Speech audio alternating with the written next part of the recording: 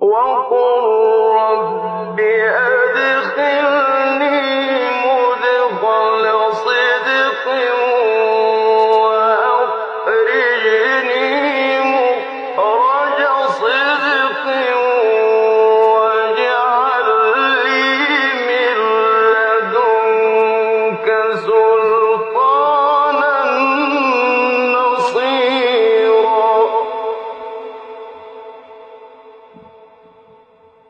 Chers frères et sœurs, lors de la semaine du prêche dernier, nous avions parlé de l'univers des cœurs. Et nous avions dit que d'une manière générale, il y a 3 catégories de cœurs chez les êtres humains. Il y a les cœurs qui sont morts. C'est un cœur qui ne connaît pas Allah Azza wa Jal, qui ne connaît pas la voie de guidance vers Allah Tabaraka wa Ta'ala, un cœur qui est trempé dans les jouissances terrestres. Ça, c'est un cœur qui est absolument mort. Et il y a un cœur qui est malade.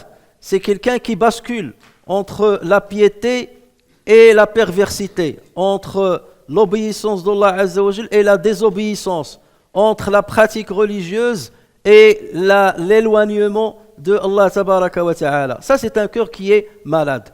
Et il y a le cœur saint.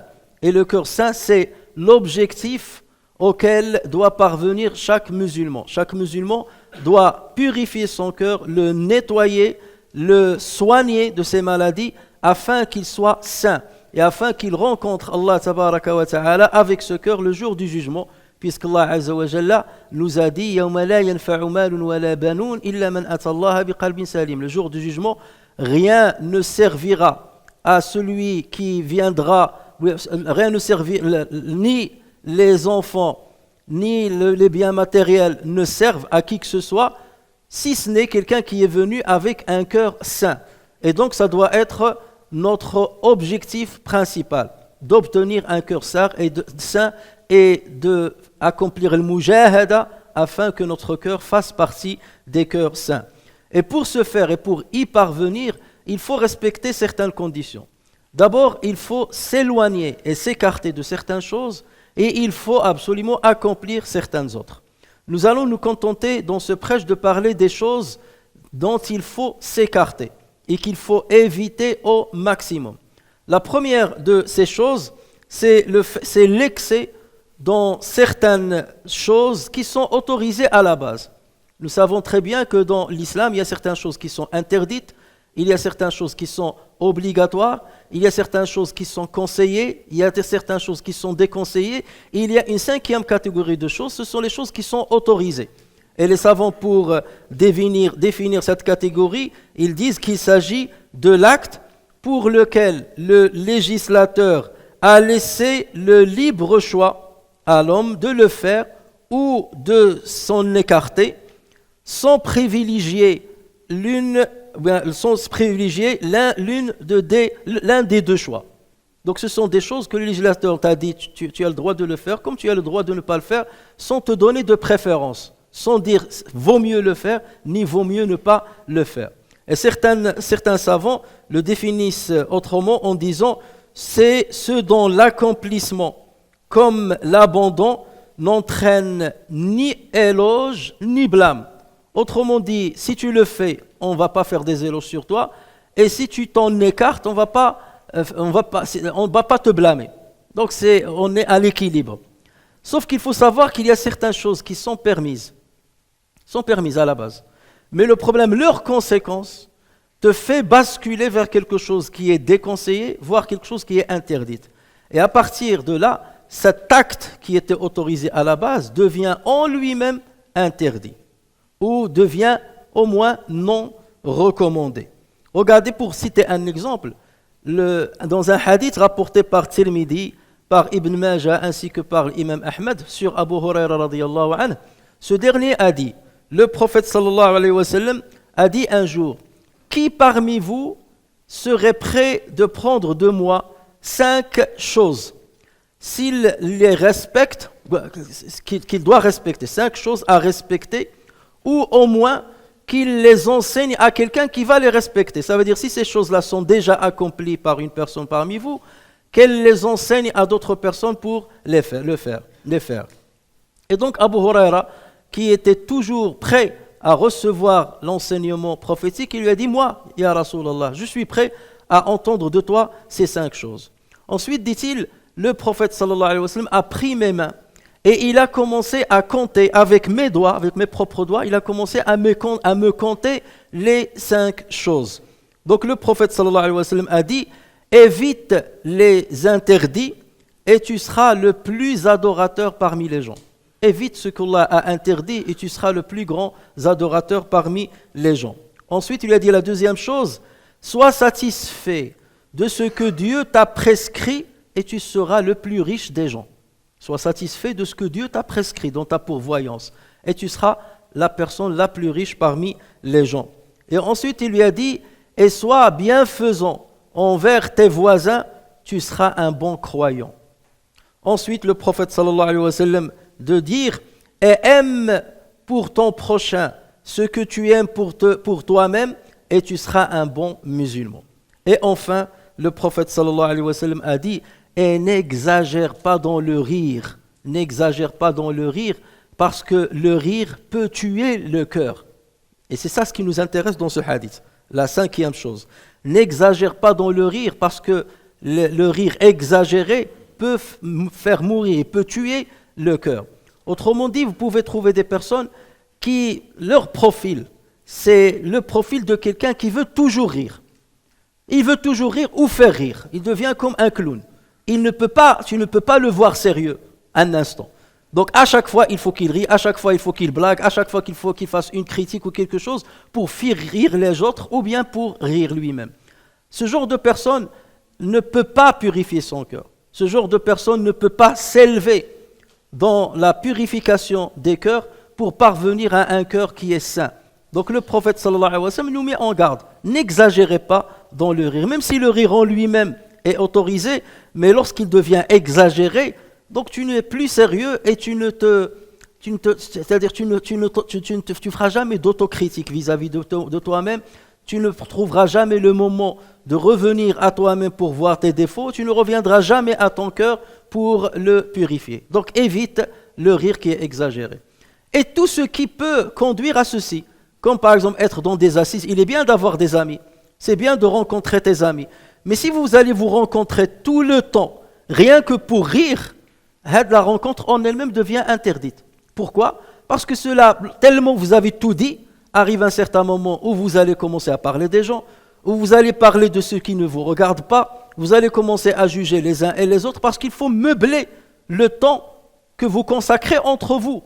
Et comme vous ne consacrez pas ce temps à lire un peu de Coran ou bien à entendre une exhortation, donc avec quoi vous allez meubler le temps ? Vous allez le meubler forcément par des choses qui sont interdites. Et ceci finit irrémédiablement par endurcir vos cœurs. Donc ces choses-là, il faut les éviter si tu veux purifier ton cœur.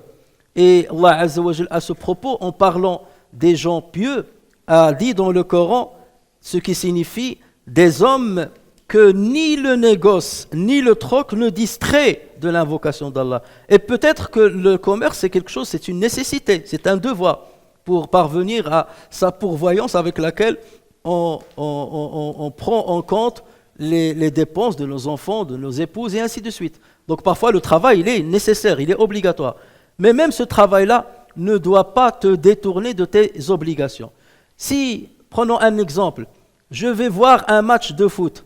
En soi, si le match de foot n'est pas déconseillé à voir, on va dire qu'il est autorisé à voir. Personne ne va vous dire qu'il est conseillé de voir un match de foot. Il est autorisé à voir. Mais le fait que de le voir, si ceci va m'empêcher d'accomplir ma prière à l'heure, si ceci va me pousser à accomplir la prière à l'extérieur de l'intervalle qu'Allah Azza wa Jalla a imposé, donc ce visionnage-là devient interdit. Si à la base il était permis et qu'il t'a conduit à quelque chose de déconseillé, donc il devient en lui-même déconseillé. Si ce visionnage-là va te pousser à te vanter de ton équipe préférée et à commencer à critiquer les autres équipes, ou bien le pays dont vient l'autre équipe et entrer dans des combats entre les nations, bien entendu, ce visionnage devient interdit. Et l'intérêt qu'on peut donner pour le foot devient interdit. Pas pour lui-même, mais pour les conséquences auxquelles ce visionnage et cet intérêt va conduire le musulman à détester son frère ou bien à lancer des piques contre son frère et ainsi de suite. Donc celui qui veut purifier son cœur ne rentre pas dans ces subtilités, ne rentre pas dans ces écarts qui l'écartent de Allah tabaraka wa ta'ala et qui le font plonger dans des péchés. L'autre, donc Allah Azza wa Jal disait, des hommes que ni le négoce, ni le troc ne distrait de l'invocation d'Allah, de l'accomplissement de la salat et de l'acquittement de la zakat. Donc, chers frères, la deuxième chose qu'il faut éviter pour que l'on puisse purifier notre cœur, c'est d'éviter le manquement dans les adorations qu'Allah Azza wa Jal a rendues obligatoires. Nous savons très bien qu'Allah Azza wa Jal nous a rendu obligatoire, par exemple, les 5 prières, le jeûne du mois du Ramadan, l'acquittement de zakat, l'accomplissement du pèlerinage lorsqu'on a la capacité de l'accomplir. Il ne faut pas manquer à ces devoirs-là. Si tu commences à manquer à ces devoirs-là, forcément ton cœur va s'endurcir. Et en aucun cas, il ne peut faire partie des cœurs qui sont saints. Regardez par exemple ce qu'a rapporté Abu Daoud ainsi que Nasa'i sur Abil Ja'd ad-Damri. Il dit, le prophète sallallahu alayhi wa sallam a dit, quiconque délaisse 3 prières de vendredi par négligence, quiconque délaisse 3 prières du vendredi par négligence, Allah scellera son cœur. Allah scellera son cœur. Ça veut dire c'est une personne qui dit, aujourd'hui j'ai pas envie d'aller à Al-Jumu'ah. De toute façon, c'est pas si grave que cela. Et il le fait 3 fois. Cette personne-là, Allah Azza wa Jal scelle son cœur. Ça veut dire quoi, scelle son cœur? Ça, il cadenasse son cœur. Ce cœur-là ne peut jamais être positivement influencé par une exhortation, par une lecture coranique, par un hadith prophétique. Si Allah Azza wa Jal a instauré Al-Jumu'ah et il l'a rendu obligatoire aux hommes musulmans, c'est que ce Jumu'ah sert à quelque chose. Si Allah Azza wa Jal a instauré le prêche du vendredi, tu ne peux pas toi dire, ce qui est obligatoire, tu es calculateur, tu es comptable. Ce qui est obligatoire de toute façon dans le prêche, c'est quoi? C'est seulement la prière à la fin. La prière du vendredi, c'est seulement la prière à la fin. La prêche n'est pas une obligation. Donc je vais attendre un petit peu, puisque la prière va commencer à 13h30, donc je ne vais me déplacer de chez moi qu'à 13h15. Pourquoi tu ne te déplaces pas plus tôt? C'est que le prêche. De toute façon, tout ce que l'imam va dire, je le sais. Nous savons tout ce qui se dit dans le Jumu'ah. Personne ne l'ignore, mais nous en avons besoin. Et si la religion, bien si Allah Azza wa Jal considérait qu'il n'y a pas besoin de ce prêche, il ne l'aurait pas instauré à la base. Il ne l'aurait pas instauré à la base. Regardez lors de l'Eid par exemple, dès que l'imam termine la prière, tout le monde fuit. L'imam se lève pour, une grande majorité de musulmans, l'imam se lève pour faire le prêche, pour eux ça y est, ça ne m'intéresse pas le prêche. Si tu as une excuse valable, là c'est compréhensible. Mais lorsque tu n'as pas d'excuse, c'est seulement pour aller rapidement sacrifier mon mouton, ou c'est seulement pour aller me reposer, ou pour gagner un peu du temps. Quel est le respect que tu manifestes envers la législation qu'Allah Azza wa Jal a instaurée? Donc chaque chose qu'Allah Azza wa Jal a instaurée a un objectif. Et tu dois respecter ce qui a été instauré pour parvenir à cet objectif. Un deuxième exemple, Ibn Majah ainsi que l'imam Ahmed rapportent sur Buraïda ibn al-Husayb al-Aslami que le prophète sallallahu alayhi wa sallam a dit lors d'un voyage. Les musulmans étaient dans un voyage et le ciel était couvert de nuages. Et le prophète sallallahu alayhi wa sallam a mis en garde les musulmans. Et il leur a dit, accomplissez la prière de bonne heure, le jour où le ciel est couvert. Ça veut dire dès que l'heure rentre, accomplissez la prière de bonne heure le jour où le ciel est couvert, car quiconque délaisse la prière de l'Asr, ses œuvres seront annulées. Ses œuvres seront annulées. Et imaginez combien de fois on n'accomplit pas l'Asr. Je suis occupé par telle chose, je suis dans le marché, Lorsque tu n'as vraiment pas de moyen d'accomplir l'Asr à l'heure, là on peut comprendre. Mais lorsque tu as le moyen de le faire, même s'il y a une petite contrainte, et que tu ne le fais pas, imagine ce que dit le prophète sallallahu alayhi wa sallam. Tes bonnes œuvres seront caduques, seront annulées. Ça veut dire pour les savants, alors certains ils disent toutes les œuvres, mais pour d'autres ils disent non, c'est les œuvres qui ont été accomplies le jour-là. Ça veut dire ta prière de l'Fajr, la récompense que tu aurais pu avoir, elle sera annulée. Tout ce que tu as gagné, tout ce qui a été compté dans ton compteur de bienfaits pendant cette journée-là sera annulé parce que tu as retardé la prière à l'heure qui lui a été impartie. Tu as donné de l'argent, tu as rendu visite à un malade, tu as lu le Coran, tu es allé travailler. Toutes les hasanats que tu aurais pu gagner ce jour-là seront annulées. Pourquoi ? Parce que tu as retardé l'asr. Ce qu'il faut savoir, c'est que lorsqu'Allah Azza wa Jal nous a instauré certaines obligations adoratives, c'est que ceci c'est le minimum à accomplir pour parvenir à purifier nos cœurs. C'est le minimum à accomplir pour éviter que nos cœurs ne s'endurcissent. Donc la personne qui dit « la prière ne sert à rien », de toute façon Dieu n'a pas besoin de ma prière. Moi je suis bon dans mon cœur, Dieu n'a pas besoin de ma prière. Il se trompe en long et en large. Ou la personne qui dit « peu importe si je l'accomplis à la première heure, ou là au milieu, ou là à la fin.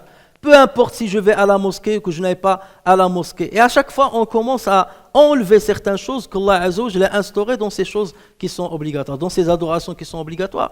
Là, ton cœur va s'endurcir. Si Allah Azza wa Jal a instauré ce minimum à accomplir, c'est parce que ça va nous servir à purifier nos cœurs, à ne pas ce qu'ils s'endurcissent, à avoir la piété qui nous sauvera le jour de jugement. Bifadlin min Allah Azza wa Jal. Donc le fait de sous-estimer ces obligations qu'Allah Azza wa Jalla a instaurées va faire basculer forcément le serviteur dans un manquement qui l'égarera du chemin de Allah Tabaraka wa Ta'ala.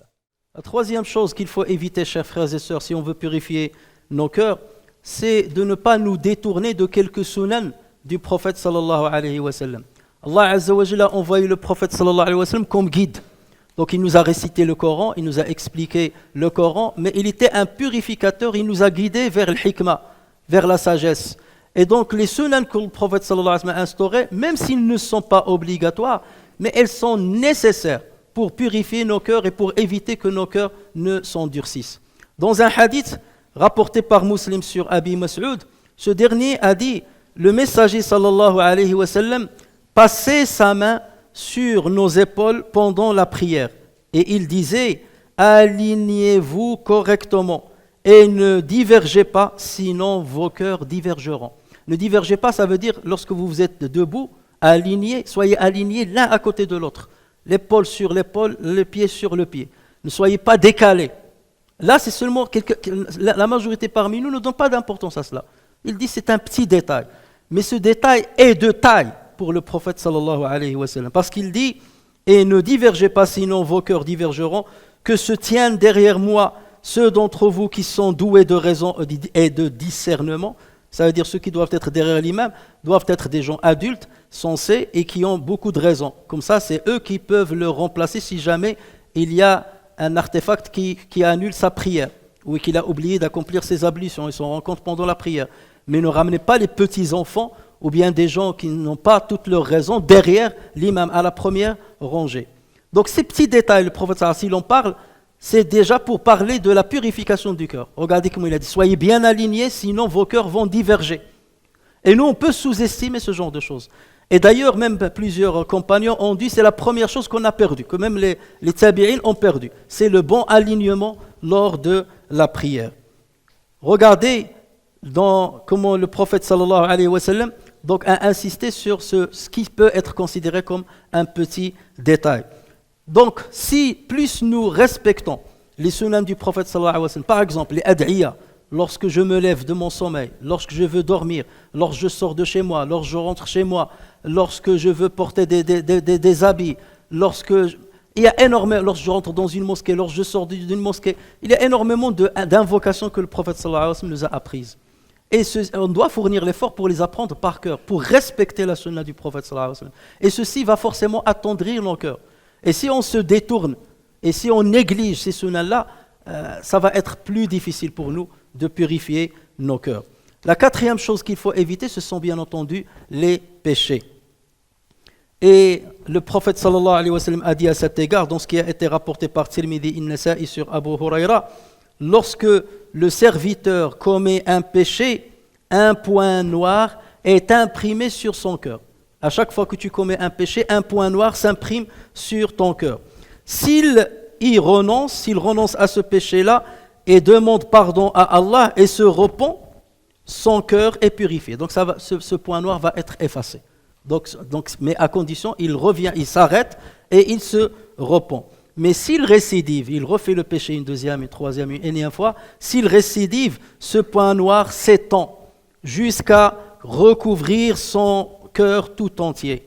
C'est cela le ran qu'Allah Azza wa Jal a cité dans le Coran lorsqu'il a dit « Kalla bal rana ala qulubihim ma kanu yaksibun » Mais non, mais ce qu'ils ont accompli a couvert leur cœur de rouille, si on peut traduire ran par la rouille. En tout cas, c'est comme la rouille qui a rouillé le cœur. À chaque fois que tu commets un péché, ton cœur va être rouillé. Et à un certain moment, le cœur sera rouillé complètement et rien ne l'impactera positivement. Donc à chaque fois que le musulman a accompli un péché, il faut qu'il demande pardon à Allah Azza wa Jal, qu'il se repente et qu'il revienne à Allah Azza wa Jal. Même dans nos relations, les relations entre hommes et femmes, entre hommes et ainsi de suite, dans nos relations, il y a des convenances à respecter. Le prophète sallallahu alayhi wa sallam, en parlant de la relation entre les compagnons et les épouses du prophète sallallahu alayhi wa sallam, qui sont considérées comme les mères des croyants, Allah azza wa jalla a dit ce qui signifie, et si vous leur demandez quelques objets, un ustensile, si vous leur demandez quelques objets, demandez-le leur derrière un rideau. C'est plus pur pour vos cœurs et leurs cœurs. Alors que les cœurs des compagnons, on sait qu'ils sont des cœurs saints. Et les cœurs des mères des croyants, ce sont des cœurs saints. Mais par précaution, Allah Azza wa Jalla a instauré cette convenance-là pour que Shaitan ne vienne pas rouiller ce cœur-là. Alors qu'en est-il pour nous? Là, il parle des compagnons et des épouses du prophète sallallahu alayhi wa sallam. Par précaution, il a instauré une convenance pour que le regard ne soit pas mauvais. Le regard, parfois, il est innocent au départ et plus tard, il devient un regard pervers. Et donc, si l'islam a instauré certaines convenances, aussi bien dans l'habillement que dans la manière de regarder, la manière de parler à autrui, et surtout quelqu'un qui est d'un autre sexe, c'est bel et bien pour préserver nos cœurs et ne pas les laisser rouiller par la perversité et ne pas basculer vers des drames qu'on peut l'entendre ça et là.